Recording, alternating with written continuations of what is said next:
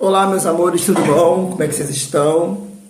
Então, hoje nós vamos para mais uma aula nossa. A gente vai ter uma aula essa semana, é a aula dessa semana, e na próxima semana a gente vai dar uma outra aula e eu já vou passar o trabalho que vale 8, porque já está marcado a nossa semana de avaliação do segundo bimestre, tá? Lembrando, hoje é o último dia de vocês entregarem para mim o trabalho. Eu não mexi ainda, eu não olhei ainda, eu não vi. Então hoje é o último dia de vocês me entregarem o trabalho valendo 7, que eu já botei no e-mail lá, que você já sabe qual é o e-mail. É o Work, tá? Então assim, avisa aos colegas que não estão assistindo a aula, que não estão vindo para entregar, porque eu vou amanhã, ou melhor, hoje é o último dia que vocês têm que me entregar. E eu vou começar amanhã a separar todos os trabalhos. Eu ainda não separei trabalho nenhum, nem do sexto, nem do sétimo, nem do oitavo. Eu estou esperando o prazo. O prazo é hoje. Então eu vou fazer o quê? Eu vou esperar terminar o dia. Amanhã eu vou pegar e vou separar. Vou dar um tempo de prazo, tá? Foram 7 dias. Então foi segunda-feira passada. Vai fazer 7 dias hoje. Beleza? Então, assim, para a gente não ter nenhum tipo de problema, não dizer que eu não avisei, ainda bem que essas aulas estão sendo gravadas, para depois não ter problema. Mesmo que a gente não grave o Zoom, mas eu estou usando as gravações do YouTube, e para dizer, essa gravação é do Colégio Tamandaré Meyer, né, que eu faço para os alunos do Colégio Tamandaré Meyer, tá? No YouTube, quem quiser assistir, não tem problema, mas é o 7º ano do Colégio Tamandaré Meyer. Então, assim, mesmo que a gente não tenha lá na nossa live do Zoom gravado, que eu estou com dificuldade de gravar, eu já estou dizendo aqui que eu passei a trabalhar uma semana, expliquei, dei o prazo para vocês entregarem. Então, assim, não tem como a gente não, como é que se diz? Não entregar. Beleza? Então vamos lá. A aula de hoje, especificamente, nós vamos dar uma introdutória do tema que é da página 9, que é Arte Africana na Cultura Brasileira, né? Primeira coisa que a gente tem que entender, eu vou voltar a falar, igual eu falei dos índios, que existe uma lei chamada 10.639, que está na LDBN, né? Que é a Lei de Diretrizes e Bases da Educação, que há uma obrigatoriedade da gente estar falando sobre a história e a cultura afro-brasileira. Olha, e é muito interessante porque a gente está vivendo um período, né, na cultura, né, tanto nos Estados Unidos como no Brasil e no mundo, com a morte especificamente do George Floyd, mesmo acontecendo outras mortes de negros em outros lugares do mundo, né, a gente está vendo a necessidade mais do que nunca da gente ter que aprender, entender, compreender sobre a cultura africana no Brasil e nos países que eles foram pela diáspora, né? Então, assim, na diáspora brasileira vieram muitos negros para cá, né, para serem escravizados, né? Eles se tornam escravos quando chegam aqui. Então é muito importante a gente entender que o processo da escravidão que era uma mão de obra da colonização, a escravidão era a mão de obra da colonização, não poderia colocar essa forma de vivência, essa forma de vida, de atuação, como uma referência, como é que eu posso dizer? Superior. Etnocentricamente, a cultura africana ela tinha que ser desvinculada. E conta-se de vários escritos históricos que os negros africanos que vieram para as colônias das Américas trabalhar no plantation, né, da cana-de-açúcar, né, eles sofreram muita violência. E a maior violência que eles sofreram foi a violência simbólica e a violência da memória, né, com um movimento chamado Árvore do Esquecimento. O que foi a Árvore do Esquecimento? Quando os europeus colonizadores pegavam esses negros que viriam para cá como escravos, eles faziam eles rodarem em volta de uma árvore chamada baobá. Essa árvore é a árvore mais simbólica, mais importante da natureza africana, dentro da cultura espiritualística ancestral africana. Então, fazia eles rodarem no sentido horário 7 vezes, e alguns grupos eram 9 vezes, né? E aí eu não sei bem dizer por que é esse número, eu vou tentar pesquisar, já procurei, mas são tantas hipóteses, porque um era 7, porque o outro era 9. Eu prefiro falar o número simplesmente, mas o mais importante não é a quantidade, é a volta, que fosse uma.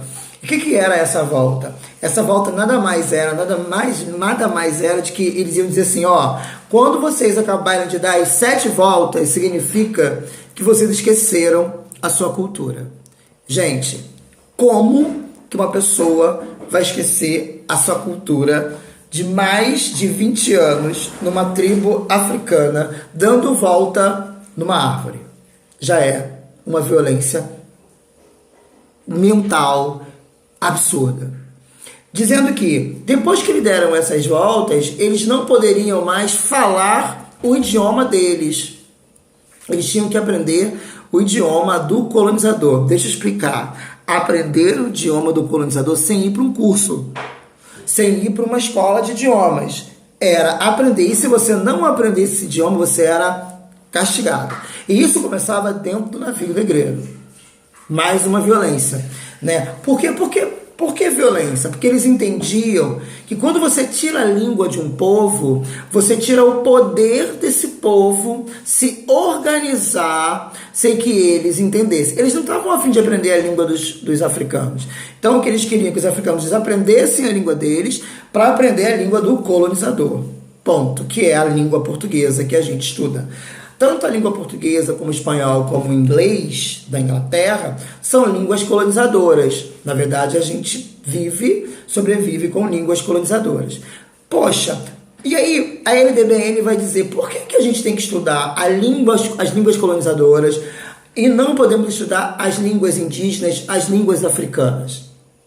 Por que não? Porque a gente pode falar da vida cotidiana dos colonizadores, por que não falar da vida cotidiana dos índios e dos negros? Então, assim, eu acho muito bacana esse material que vocês têm.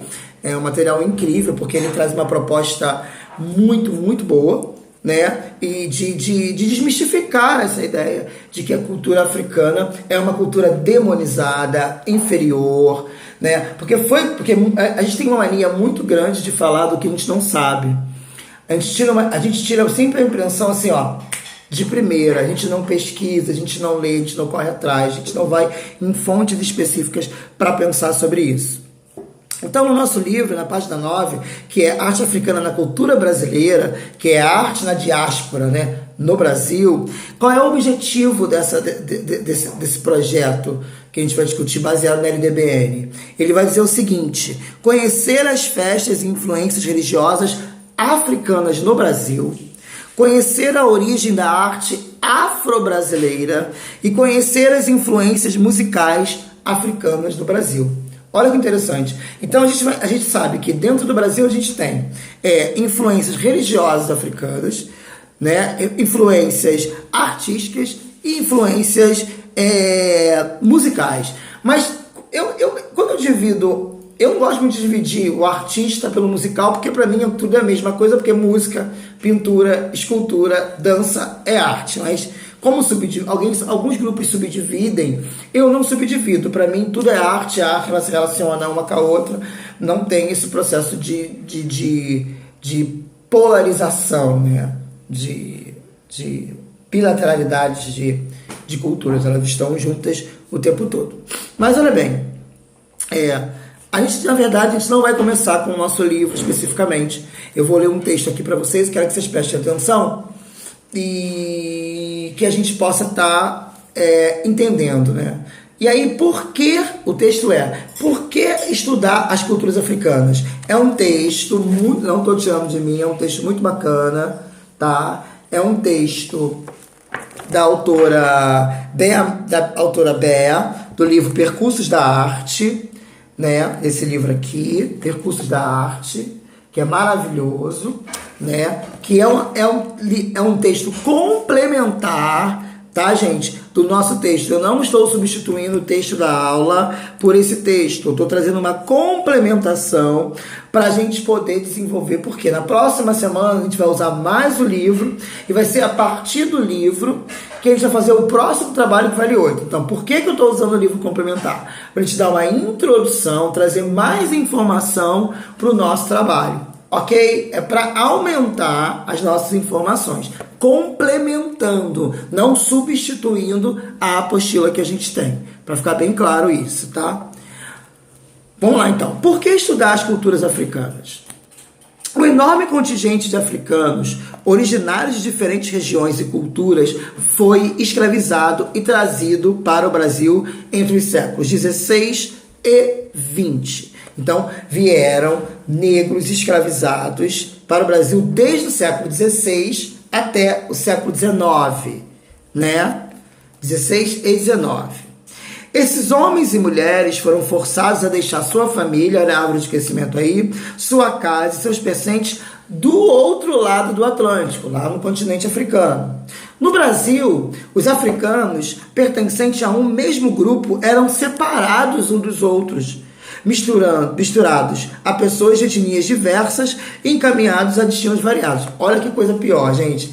Voltando lá para o início, depois que eles chegavam no Brasil, depois que eles chegavam aqui, eles eram separados das suas famílias. Por exemplo, se viesse uma família no navio, mãe, pai, filho junto, quando chegasse aqui, a mãe ia para uma região, o pai ia para outra e o filho ia para outra.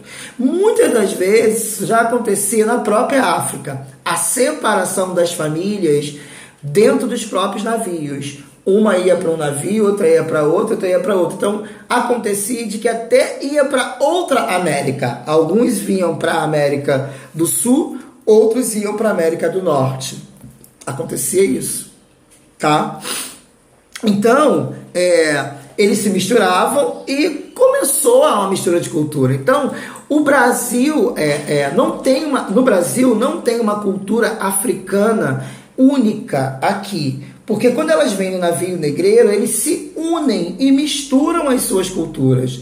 Por isso que a gente fala que a cultura africana ela é híbrida. Por que ela é híbrida? Vem do hibridismo. Ela une, né, todo o processo etnográfico que veio para cá. Então todos estavam aqui, todos vinham, misturavam fome, quem veio do Benin, quem veio de outro, estava misturado. Uma galera vinha junto no navio e acabava se misturando e misturando suas culturas, seu modo de ser. Só que eles percebiam que eles tinham algo parecido. A África, ela tem sua diversidade etnocêntrica, mas ela tem duas características que é muito parecida. Três características. Quero que vocês guardem. Primeiro, todos eles cultuam ancestrais. O que são os ancestrais? São seres que já morreram, da família específico, né? Aqui no Brasil a gente faz esse ritual uma vez no ano, né? Que é o feriado de finados, que as pessoas vão ao cemitério para presentear e relembrar os mortos. Então a gente não é tão diferente como eles, né? Porque a gente tem essa mania de dizer, os africanos fazem coisas ao demônio, mas a gente vai lá e dá presente para os mortos. Isso é uma outra pauta. Mas na verdade a gente precisa entender que eles têm a característica de cultuar os ancestrais. Segunda característica, a sociedade não é patriarcal. A sociedade ela é matriarcal. Não é que a mulher manda, mas eles entendem que a mulher tem um papel muito importante porque é aquela que gera, aquela que cria, aquela que segura o próximo que vai vir para a sociedade durante 9 meses. É ela que tem a força ancestral de trazer ao mundo a continuação daquela espécie. Então, não é porque o homem e a mulher é mais poderoso, não tem essa disputa. Tem uma ideia da mulher como uma força de organização estrutural, né, dentro da sociedade. E outra coisa, eles, além disso, de cultuar os ancestrais, e além deles ter essa questão com matriarcado e não patriarcado, eles têm uma característica muito forte, respeitar os mais velhos. Ser velho na cultura africana é muito importante, porque é sinônimo de sabedoria, de conhecimento. Então, quanto mais velho você fica, mais você é respeitado, né? diferente de alguns países que trabalham a ideia das pessoas não ficarem velhas, né? Tem uma indústria que as pessoas querem ficarem novas, cirurgia, elas não querem envelhecer. A cultura africana enxerga isso como algo extremamente positivo para a construção da sociedade, porque vê que os mais velhos têm uma certa sabedoria. Eu acho isso importante. E eles trabalham com dois princípios, que é Sankofa e Ubuntu. Sankofa, a grosso modo, significa o retorno ao passado. Ubuntu significa todos nós, não tem individualismo, estou dizendo de uma forma bem fácil de entender. Ubuntu significa que é uma língua banto, todos nós somos um. Não existe eu sou. Eles usam um exemplo muito bacana para entender o que é Ubuntu. O que é Ubuntu? Por exemplo, um grupo de animais, vão sair para fazer uma migração. Quando chegar num rio, eles vão ver que um animal ficou lá atrás. Esses animais todos não adiantam, eles não vão. Eles tentam ajudar aquele animal voltar. Eles só continuam a jornada se aquele animal morrer. Mas se ele não morrer, eles vão lutar até conseguir botar aquele animal junto, com a manada, com o grupo. Então, assim, é pensamento coletivo e não pensamento individual. Então, quando esses negros chegaram aqui, eles chegaram com essas culturas, mas não podiam continuar. Não podiam fazer porque eles tinham que trabalhar nos canaviais, nos plantations e moravam em uma situação desumana dentro de senzalas. Então vamos lá. O que acontecia com esses destinos variados? Visava-se com isso dificultar a consolidação de laços culturais. Por que eles separavam as pessoas? Porque eles não queriam consolidar os laços culturais. Por necessidade e resistência. Falando línguas diferentes, oprimidos pela violência cotidiana e submetidos ao trabalho excessivo, os africanos escravizados estabeleceram um processo contínuo de atualização da memória coletiva e de um imaginário comum. Dessa forma, suas variadas crenças, mitos, ritos, formas de adorno corporal, música, dança e culinária, entre outros saberes, foram preservados e renovados por meio de estratégias que incluíam práticas escondidas. Então, tudo que eles faziam para tentar relembrar a cultura deles e não perder, eles tinham que fazer escondidos. Porque se eles fizessem para... É aí, meus amores, que nasce o sincretismo. O que é o sincretismo? Vamos lembrar lá. Eles vêm com o hibridismo, que é a mistura de várias culturas africanas numa só, isso que é o híbrido. E aqui no Brasil eles precisam colocar na nossa cultura o sincretismo. Vou dar um exemplo. Por exemplo, tem um feriado no Rio de Janeiro que é o feriado de São Jorge. E que as pessoas vão dizer que algumas pessoas sincréticas vão dizer que é o feriado também de Ogum, no Candomblé e na Umbanda. Algumas casas de Candomblé e casas de Umbanda vão dizer que é o feriado de Ogum. Então, eu tô falando isso, gente, porque o material de vocês, tá? Pra gente não ter problema, na página 10 vai falar isso, que o catolicismo foi, na página 10, quer ver? Lá na página 10 vai dizer... na coluna que tem umas pessoas do Candomblé, o ritual de Umbanda, aqui tá falando que é um ritual de Umbanda, mas é a mesma linha. Eles vão dizer aqui, a imagem, não é que seja a mesma linha, a imagem, a gente não sabe definir se é Umbanda, se é Candomblé, porque as roupas são brancas.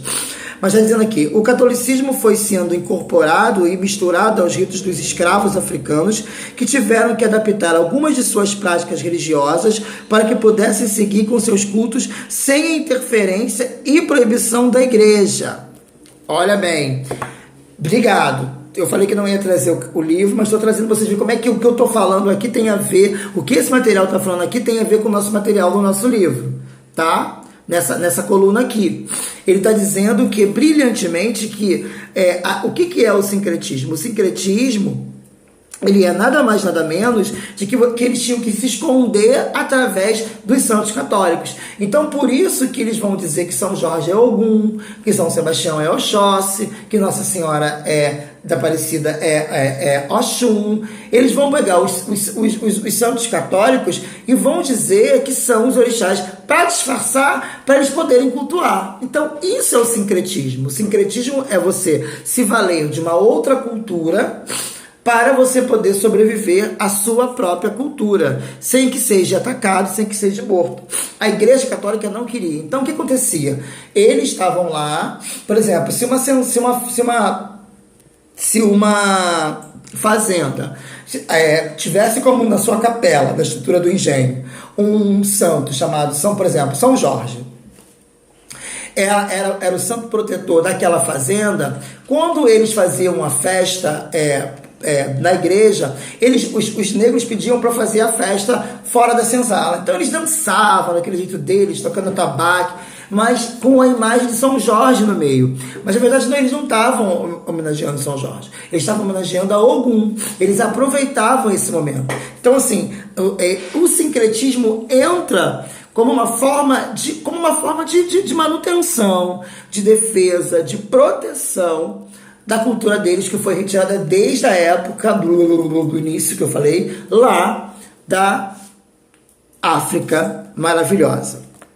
Então, eles tinham que fazer isso escondido. Então, eles usavam linguagem codificada, adaptação de expressões estéticas de portugueses e indígenas em processo de mestiçagem que constitui essa cultura. Então, eles vão colocar coisas dos índios, coisas dos portugueses. Olha como é que eles eram tão inteligentes. Eles vão colocar coisas dos índios, coisas dos portugueses na vida deles quando precisava. Olha que interessante. Isso é muito interessante. Eles usavam quando precisavam usar algo que era relativo ao índio. Eles já tinham conhecimento. Olha que coisa incrível. Eles tinham que manter a cultura deles, tinham que aprender a cultura indígena e ainda aprender a cultura europeia. Olha como é que já era uma luta difícil sobreviver sendo negro escravizado. Porque ele tinha que aprender a língua dos nativos, a vida dos nativos, mais a vida deles, mais a vida dos europeus. Gente, era muito difícil. É muito difícil ser negro no mundo, porque você tem que tentar preservar a sua cultura e entender a cultura dos grupos que eles estavam. Então vamos lá.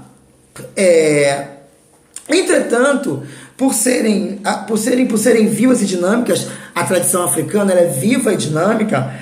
Essas tradições culturais se transformaram no decorrer do século. No continente, seja nos Estados Unidos, que foi negro para lá, no Caribe, no Brasil, as populações negras originárias da diáspora africana, desenvolveram variadas formas de relações sociais e culturais e visões distintas da África como a terra de origem. Vamos lá.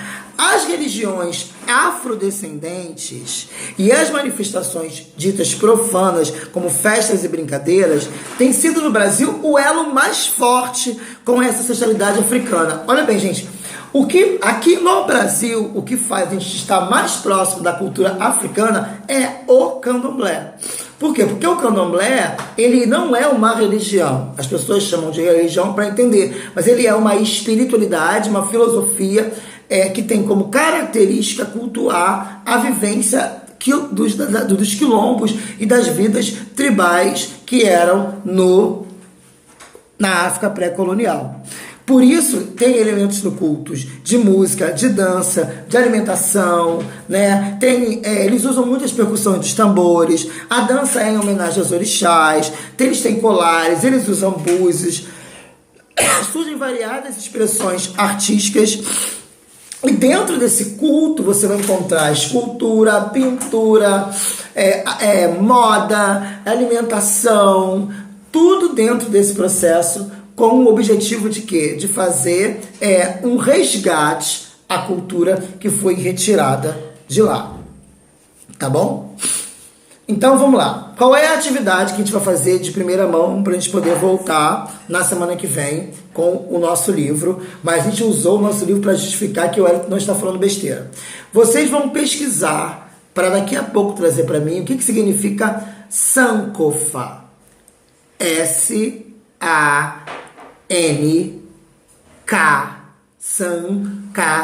K-O-F-A. Sankofa. S-A-N, S-A-N-K-O-F-A. Sankofa. Vamos pesquisar o que é Sankofa. Primeira pesquisa, o que é Sankofa. Segunda, o que foi diáspora africana. Sankofa, diáspora africana. E a gente vai discutir na nossa live um pouco sobre isso, tá? E dar continuidade ao nosso pensar da cultura africana na nossa história, ok? Beijos, é muito bom estar com vocês. Daqui a pouco a gente se encontra na live e até Sankofa e diáspora africana, tá? Não é nenhuma atividade do livro, é para colocar no caderno de arte, botar o tema lá, por que estudar as culturas africanas, né? A gente vai lá botar relativo à página 9, que é Arte Africana, Cultura Brasileira, e lá botar a data de hoje e responder essas perguntas. O que é Sankofa e o que é diáspora africana. Nós vamos debater daqui a pouco na nossa live, ok? Se cuidem, até daqui a pouco.